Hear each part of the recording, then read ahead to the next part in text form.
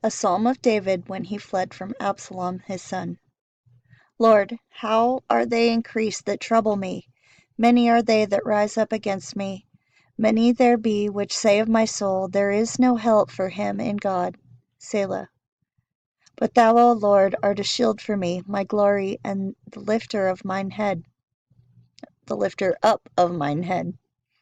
I cried unto the Lord with my voice, and he heard me out of his holy hill. Selah. I laid down and slept. I awaked, for the Lord sustained me. I will not be afraid of 10,000s of people that have set themselves against me round about. Arise, O Lord, save me, O my God, for thou hast smitten all mine enemies upon the cheekbone. Thou hast broken the teeth of the ungodly.